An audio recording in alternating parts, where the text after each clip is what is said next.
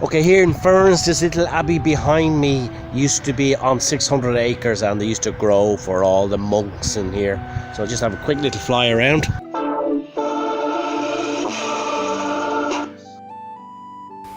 Ferns is reputed to be the place where St. Aidan settled down and built his first monastery, and that was back in 598 AD. Now this here is the Augustinian St. Mary's Abbey. King Dermot MacMurrough was the founder of the abbey back in 1158. Now he was the lad what opened the doors for the English to come into Ireland for 800 years. He invited over Strongbow. He was one of the Normans that eventually arrived over in Ireland in the early days. Now he is buried up in Christ Church Cathedral in a big tomb underneath, which you can see. And King Dermot MacMurrough, which is my namesake, his grave is just up in the churchyard, and you can go up and look at that.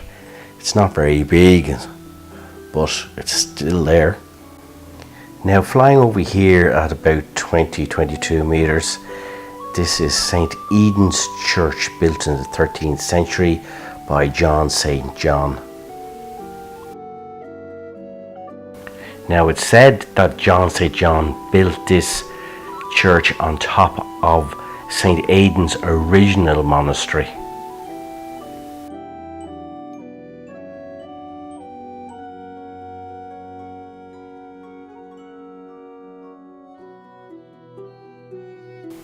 Well, there's one thing for sure, I'll never get a job as a newsreader. I can't remember all this stuff. Now this here is the Church of Ireland, and this church has been destroyed and rebuilt many's a time over the years.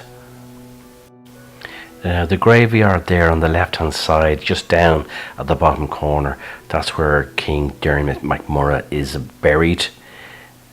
It's just a flat tomb on a ground cracked. So if you ever want to venture down to see that, Ferns is an hour and 12 minutes from south side of Dublin, which is on the N11, and there's a queer old good pint of Guinness in Ferns too. Ferns is believed to be established in the 6th century when the monastery was founded in 598 AD. The town itself became the capital of the Kingdom of Leinster and also the capital of Ireland when the kings of the southern part of the province established their seat of power. Ferns was a very large city until it was struck by a fire, which destroyed most of it.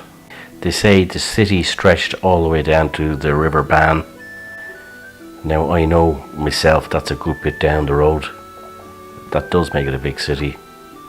And if it wasn't burnt, it reckoned it would have been one of the biggest cities in Ireland today. But going back up into more modern times, 1850, they reckon there was only about 120 houses on one street. Now on my other video, 2 videos back or so, I have the video of Ferns Castle, which is just up the road a few minutes, and you can actually see it in the backdrop of the shot I have of the town, which I'm up about I'd say probably about 120 meters high there. Okay, that's it. You can help me by subscribing and pressing the bell icon, or even leaving a comment. Thanks, bye.